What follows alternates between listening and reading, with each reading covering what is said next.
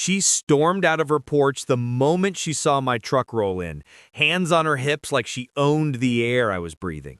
"You can't park that here," she barked, waving a clipboard with papers that looked more like something she printed off Google than an official notice. I stayed seated, letting the engine hum just long enough to make her raise her voice louder. "This is HOA property. You don't belong here." I stepped out slowly, boots crunching on the gravel. "Funny," I said, holding up an envelope that had been sitting in my glove box for weeks, "because the county courthouse says this land's mine now." Her smirk twitched. She wasn't used to people talking back. She jabbed her finger at me like a traffic cop. "That's impossible. The HOA already approved a new buyer. Me!" I didn't argue. I just unfolded the legal papers, ink fresh, signed by the judge. Her eyes darted across the lines, then back to me, like she couldn't believe what she was reading. "You're lying," she hissed, voice cracking. But she didn't know the half of it. I wasn't just the new owner. I was also the person she'd unknowingly been paying rent to for the last 2 months. I let that sit in the air, quiet and heavy. Her face went red, lips trembling between rage and panic. She tried to regain control, shouting at the top of her lungs, "I'll call the cops and have you arrested." I smiled faintly, leaning on the hood of my truck. "Go ahead," I said. She actually dialed. Her nails clicked fast on the screen, and within minutes the familiar sound of sirens echoed down the road. Karen puffed up like she had just won a war, pacing at the edge of my driveway with her arms folded. "You're finished," she muttered, loud enough for me to hear. "They'll drag you out of here in cuffs." 2 patrol cars pulled in, lights flashing. The officers stepped out, hands resting on their belts, scanning the scene.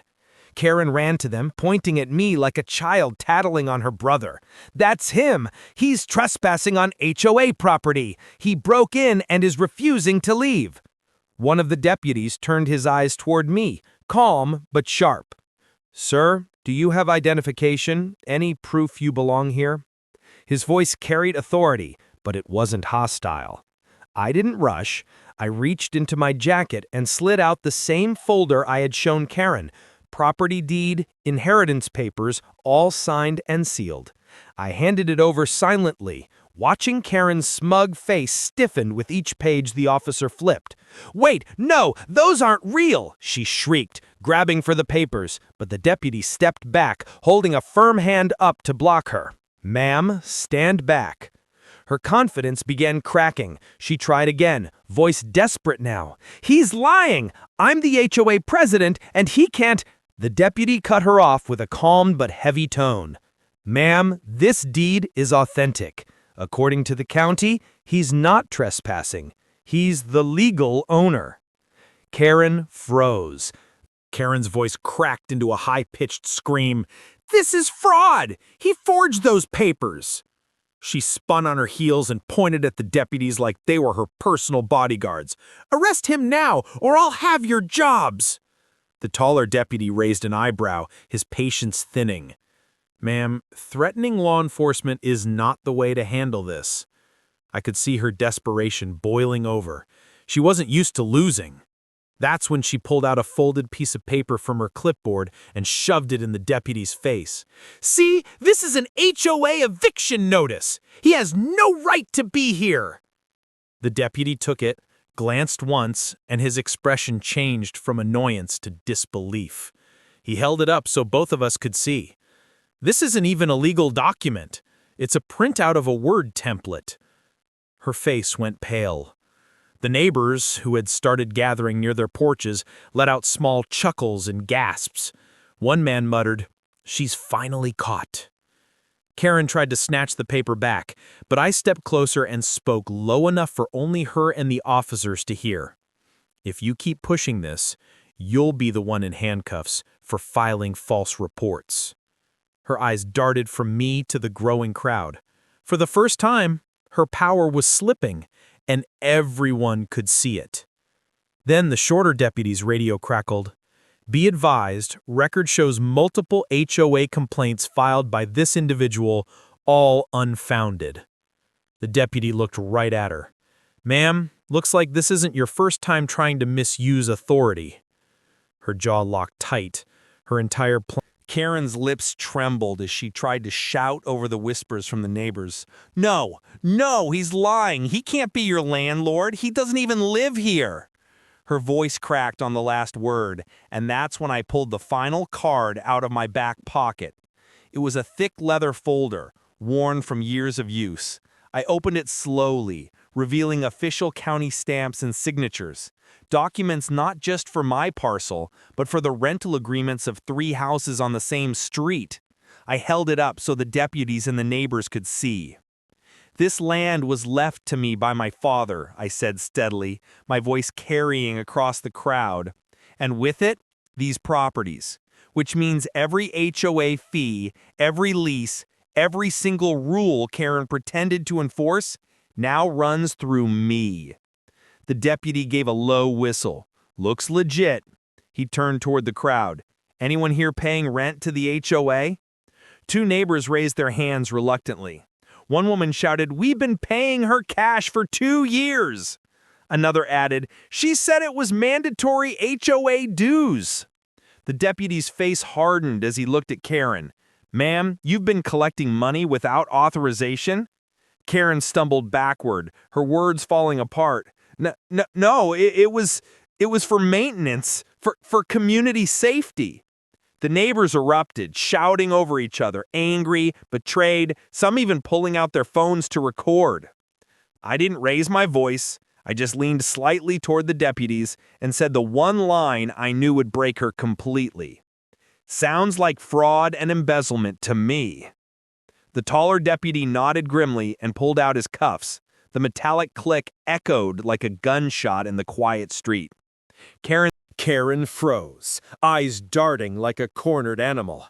"You can't do this! I am the HOA! This whole neighborhood falls under my authority!" Her voice was shaking, but she still tried to puff herself up. The deputy clicked the cuffs in his hand and took a slow step forward. "Ma'am, authority comes from the law, not from clipboards and fake notices." But just before he grabbed her wrist, Karen shouted something that made the entire crowd go silent. "I already called my officers! They'll be here any second!" Whispers rippled through the neighbors. My stomach tightened. This wasn't her usual bluff. She had a smug grin creeping back onto her face. And sure enough, less than a minute later, a black SUV rolled onto the street. No markings, no lights, but 4 men stepped out in what looked like security uniforms. Karen pointed at me like she'd been saved by angels.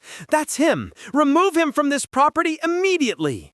The deputy stiffened. One rested his hand on his holster. "Identify yourselves," he ordered firmly. The so-called officers ignored him and started walking toward me. Their badges looked shiny, but too shiny, cheap fakes you could buy online. My neighbors gasped. Some even stepped back onto their lawns, but I didn't move. Instead, I calmly reached into my truck, pulled out a small black case, and clicked it open. Inside wasn't just another deed, it was my federal certification as a licensed property attorney, something I had kept quiet since inheriting the land. I held it high so everyone could see. Before these men take one more step, they should know impersonating law enforcement on private property is a felony, and lucky for us, I happen to know. Red and blue lights washed over the street as 2 more cruisers screeched to a halt. The real backup had arrived. The moment the officer stepped out, the air shifted. No more confusion, no more doubt. These were the kind of men who could smell a fake badge from 50 feet away. One of them, a sergeant with stripes on his sleeve, pointed at the 4 men Karen had summoned. "Line up! Hands where I can see them!" The fake cops hesitated, but the deputies already had their weapons half drawn. Under the weight of real authority, the imposters slowly raised their hands. Neighbors gasped and started recording, their cameras zooming in on every twitch of fear on the men's faces. Karen lunged forward, screaming, "No! They work for me! You can't—" The sergeant cut her off cold. "Ma'am, these men are carrying counterfeit credentials. That's a federal crime. You'd better start explaining your connection to them." Her mouth opened, then shut. For once, words betrayed her. The officers pulled the imposters aside and began patting them down, revealing nothing but burner phones and cheap ID cards. The neighbors booed, their anger now exploding into laughter and shouts.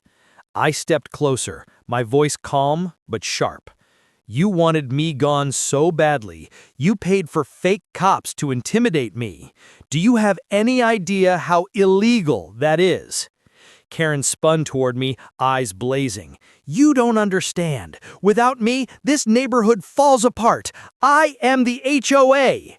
The sergeant snapped his notebook shut and said, As Karen was shoved toward the cruiser, the crowd pressed in closer. Phones raised high to capture every humiliating second. Some neighbors laughed, some cursed her name, but a few just shook their heads in disbelief. One woman called out, "What about all the money we gave her? Thousands of dollars. Where is it?" Another man yelled, "She made us pay fines for leaving trash cans out an extra day. She pocketed everything." The deputies froze at that, and the sergeant turned back toward me. "Sir, do you have any record of payments tied to her?" I nodded slowly. "Actually, yes." I walked to my truck and pulled out a hard drive I'd kept for months. My father had saved every transfer, every bank slip, every deposit Karen had ever skimmed from the so-called HOA accounts. I handed it over. My dad knew she was stealing. That's why he left all this land in my name, to end her little kingdom. The sergeant plugged the drive into his squad laptop. Within seconds, line after line of transactions lit up the screen. Tens of thousands of dollars traced straight to Karen's personal account. The crowd erupted with fury. Karen's face twisted, her voice trembling as the deputies read the evidence aloud. That's maintenance fees, landscaping, security." But a man from the back of the crowd shouted, "Funny, because we cut our own lawns and you never hired security." Laughter rolled through the street, cutting her excuses to pieces. The sergeant closed. The cruiser door slammed shut, and the sound echoed through the neighborhood like a final gavel strike. Karen sat inside, thrashing against the cuffs, but it didn't matter anymore. Her voice was gone, drowned out by the cheers of the very people she once bullied. The sergeant turned to me, handing back the folder and hard drive. "You saved us weeks of investigation. Folks like her, they think power means paper and threats, but the law doesn't bend that way." He tipped his hat slightly before walking off. Neighbors gathered around me, their anger softening into relief. An older man shook my hand firmly. "We thought we'd never be free of her." A young mom added, "You didn't just save your land, you saved all of us." I looked around at the porches, the kids peeking from behind their parents, the flags swaying in the evening breeze. For the first time, this street didn't feel divided by HOA rules and petty fines. It felt like a community again. I raised my voice just enough for everyone to hear. "My father fought for this land, and he left it to me so no one could ever take it from us again. I won't let anyone, HOA or otherwise, tell me I can't live free on what's mine." The crowd erupted again, some even wiping tears. A man lifted his hand in salute, and slowly, a few others followed. It wasn't about me.